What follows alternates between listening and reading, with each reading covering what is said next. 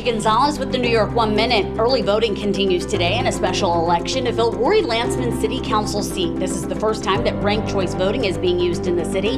Ballots can be cast through January 31st. Governor Cuomo delivers remarks to several largely black churches across the state, emphasizing the importance and safety of the coronavirus vaccine in the hopes of boosting confidence among community members.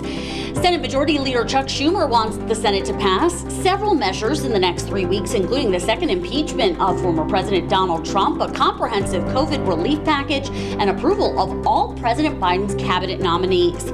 Protesters hit the streets of Foley Square in Manhattan, calling on officials to halt the deportation of a man from Honduras scheduled to be deported tomorrow. And a virtual fundraiser will be held at 7 tonight to save the legendary Birdland Jazz Club.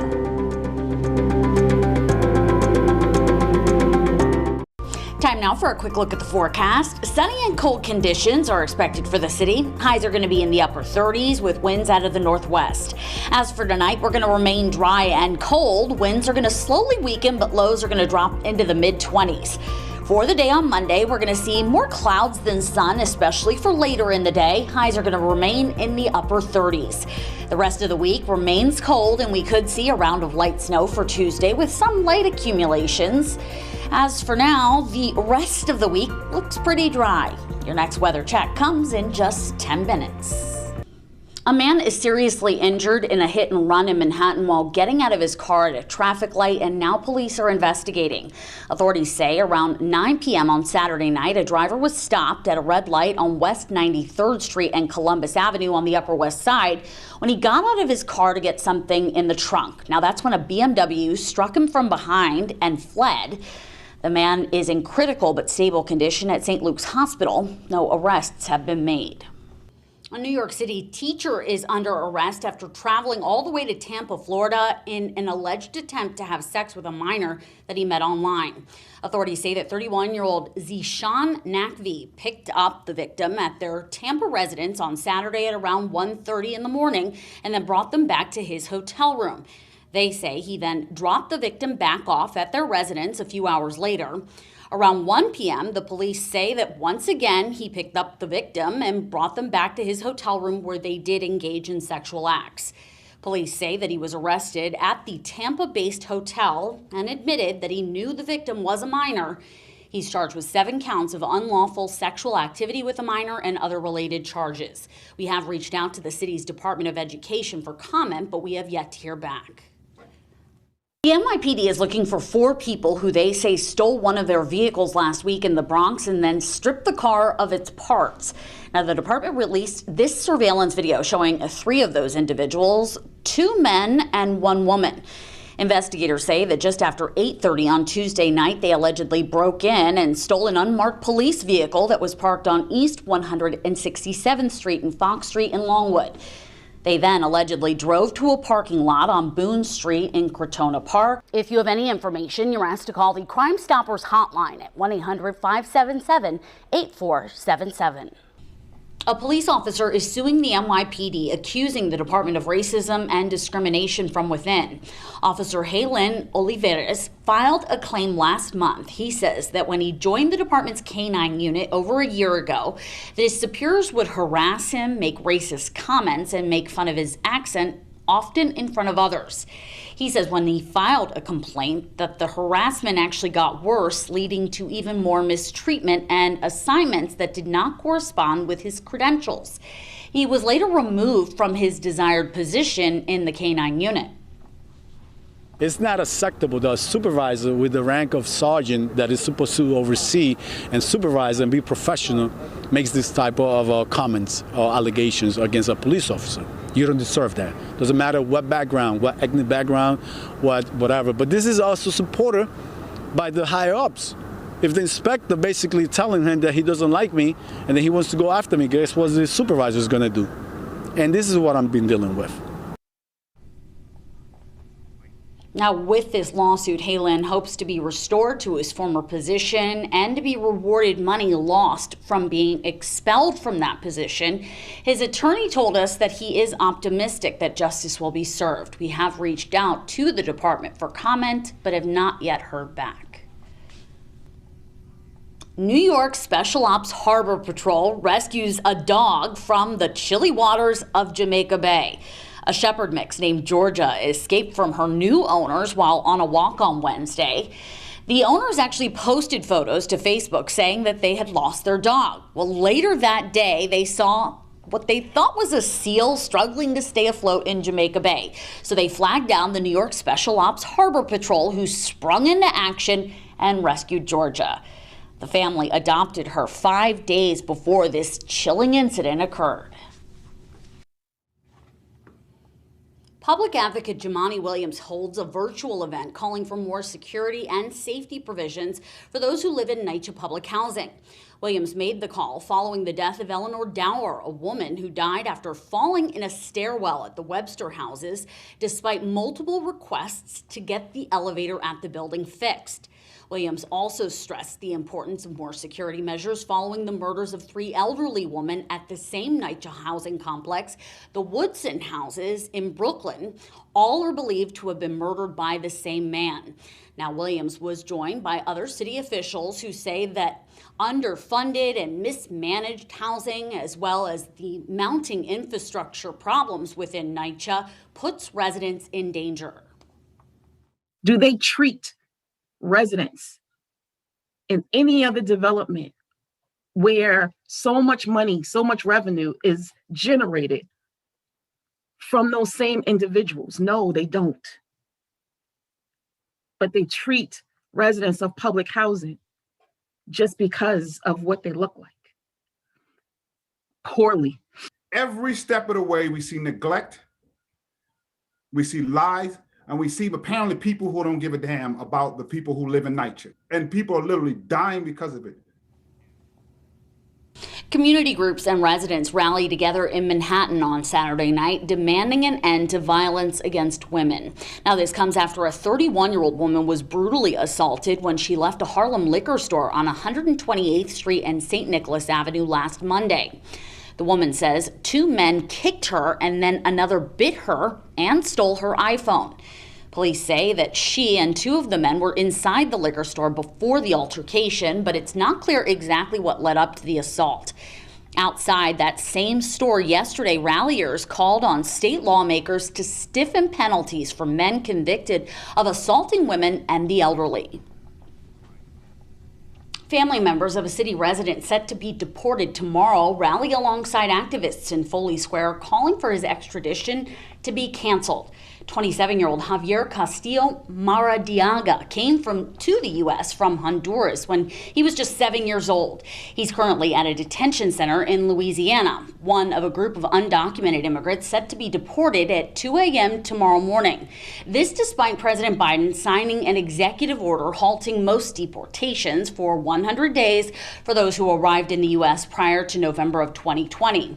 Maradiaga's sister called for the immigrant community to work together to fight against immigration authorities. I'm a dreamer. This is my dream. I have a daughter that is a U.S. citizen. I don't think that we came to this country to do anything bad.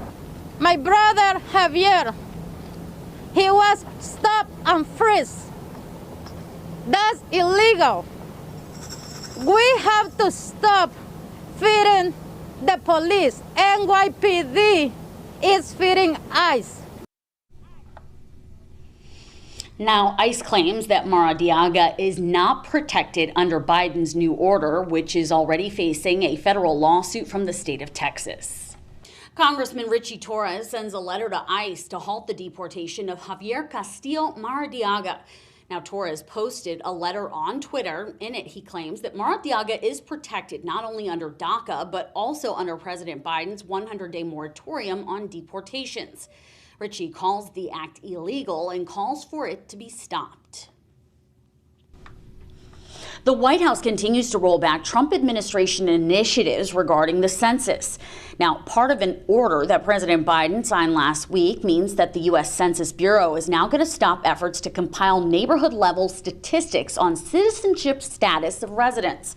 Biden also revoked 2 other Trump directives, one that attempted to determine the citizenship status of every resident through administrative records, and another that would exclude those in the U.S. illegally from the census count.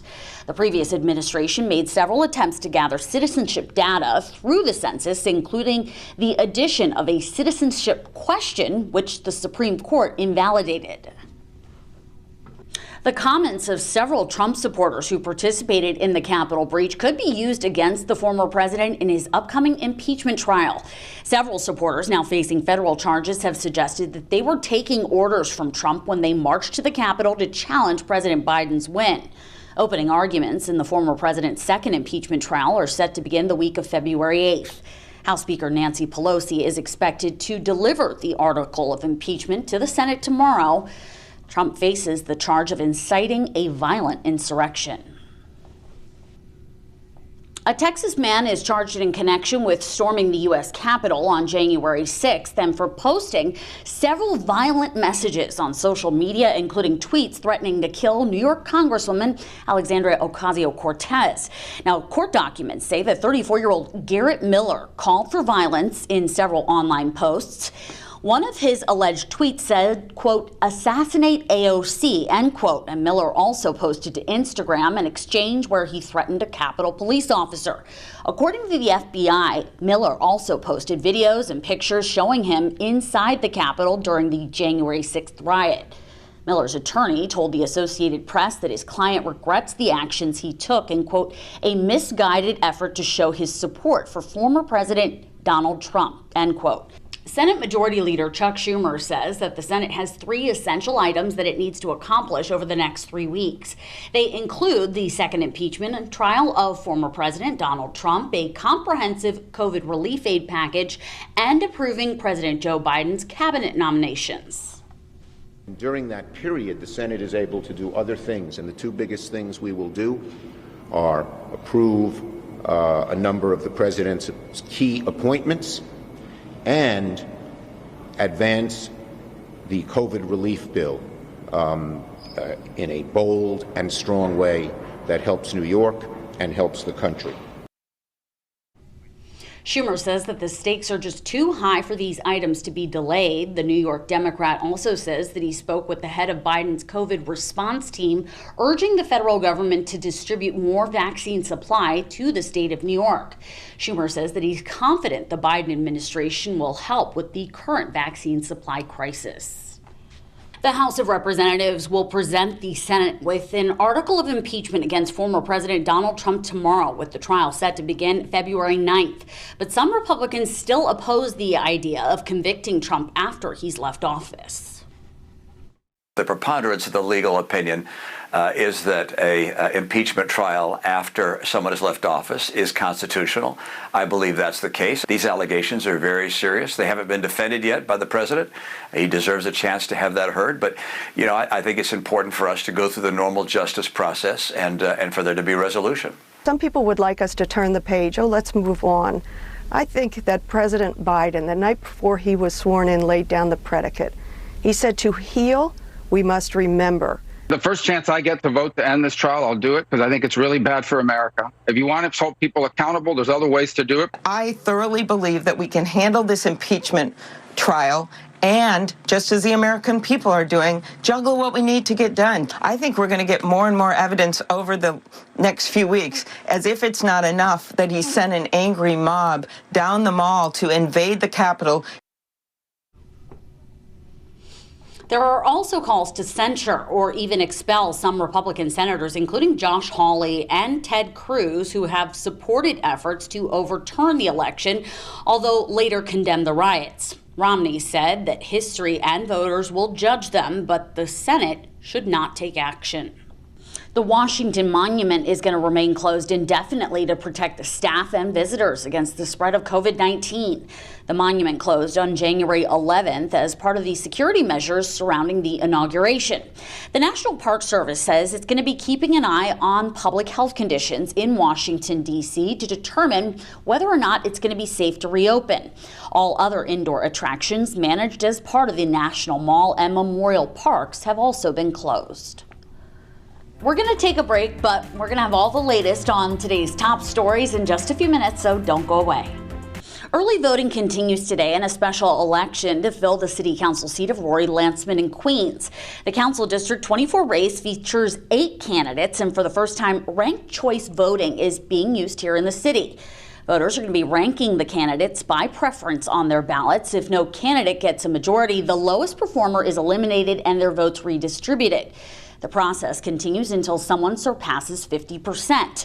You can rank up to 5 candidates, or you can still vote for just one if you prefer. Early voting continues through January 31st. Election day is February 2nd. Rory Landsman stepped down last year to take a job with the Cuomo administration. A virtual fundraiser hopes to save Birdland Jazz Club, the iconic music venue that has played host to not only great jazz players, but the best of Broadway as well.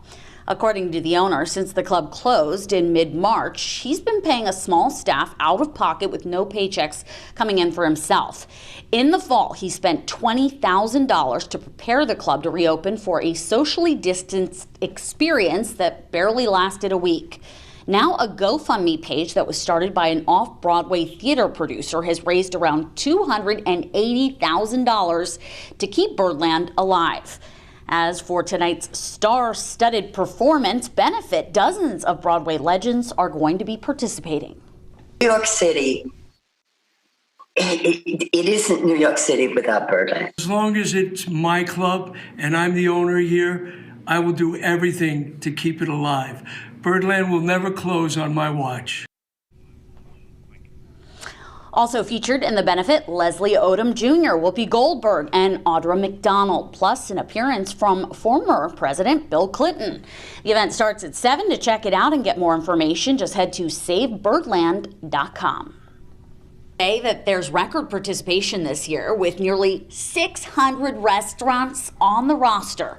Their previous record was less than 400. All participating restaurants are going to offer at least one takeout or delivery meal for $20.21. The full list of participating restaurants is going to be posted online on Monday on the link on your screen. There's a continued push to get New Yorkers vaccinated even as supplies are running low. While some city-run vaccination sites have canceled appointments or even closed early, we're told that all of the state-run locations have been able to remain open. There is also a discrepancy in the number of doses that New York has received, as the state says that the 1.1 million doses it's administered so far represents 92% of its supply. But the CDC says that the state was given more than 2.3 million doses. Governor Cuomo said yesterday it's a week-to-week situation, but he's still urging people to get the vaccine and says that it's safe. Here in the city, data shows 600,000 residents have been vaccinated, including 83,000 who've received both doses and are now fully inoculated. Governor Cuomo delivers pre-recorded messages to several largely black churches across the state, including Bethany Baptist Church in Brooklyn. He emphasized the importance and safety of the coronavirus vaccine and discussed the outsized impact that the pandemic has had on people of color. We now have a vaccine that can save lives, but it will only save lives if we take it. While the vaccine is still scarce across the country, I am working night and day to get it here for you. I will fight to deliver it, and we will deliver it through churches and community groups and public housing in many different ways to make sure it is accessible to the hard-hit communities of color. Cuomo said again that the pandemic shines a light on the inequalities that already existed among low-income and minority communities, particularly when it comes to health care. Let's take a look now at how the coronavirus is affecting the rest of the country, as the U.S. has now surpassed 25 million cases.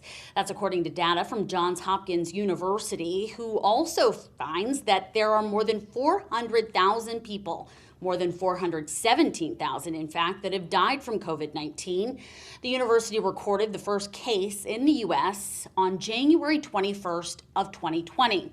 And a grim forecast from the Institute for Health Metrics and Evaluation at the University of Washington, which projects more than 569,000 COVID-19 deaths by May the 1st, while another model from the Institute forecasts that by the same time, nearly 43,000 lives will have been saved by the COVID-19 vaccine, with 157 million people expected to be fully vaccinated by that point. Now, researchers also say with the current number of hospitalizations, the pandemic may be at its peak. Turning now to how the coronavirus is affecting the rest of the world. The UK is expanding its vaccination efforts, aiming to give the first shots to 15 million people, including everyone over the age of 70 by mid-February. The country's goal is to inoculate its entire population by September of this year. Britain has authorized the use of 3 vaccines and plans to open 30 new vaccination locations just this week. That includes a former IKEA store and its Museum of Industrial History. Officials say that 3/4 of people over the age of 80 have received a shot, as well as 3/4 of nursing home residents. It's a vaccination campaign that is a rare success, considering it's experiencing Europe's worst outbreak. Meanwhile, France may impose a third lockdown, that is, if its 12-hour-a-day curfew does not significantly slow infections. Hospitalizations and deaths in the country have started to rise again this month. Officials say that all options are on the table, but no further decisions will be made until it is clear whether or not the curfew is actually working. Restaurants, tourist sites, and many other public places have already been closed since October. Starting today, all travelers entering the country from other European Union countries will be required to show a negative COVID-19 test before entering the country. And the Netherlands has imposed a nightly curfew. It started last night and was implemented in the hopes of reducing social interaction among residents. The curfew applies to people of all ages and requires residents be home between the times of 9 p.m. and 4:20 a.m. Those who are out during that time frame must have a written and signed letter which certifies that leaving their home was necessary. The Netherlands has recorded nearly 1 million infections and 13,000 deaths since the beginning of the outbreak. British Prime Minister Boris Johnson is pushing for a new U.S. trade deal under the Biden administration. He made that clear during a call with the new president yesterday. They also touched on the global response to the pandemic, as well as the Biden administration's decision to rejoin the Paris Climate Accord. In a statement from the White House, there was no mention of a timeline for that possible trade deal. It reiterated that Biden's main focus is getting the pandemic under control. However, Downing Street spokespeople say that this trade deal is a priority for Johnson, particularly now that the post-Brexit transition phase has wrapped. That does it for today's top stories. Thanks so much for tuning in to New York One. Up next is Dean Meminger with more headlines. We'll be back right after the break.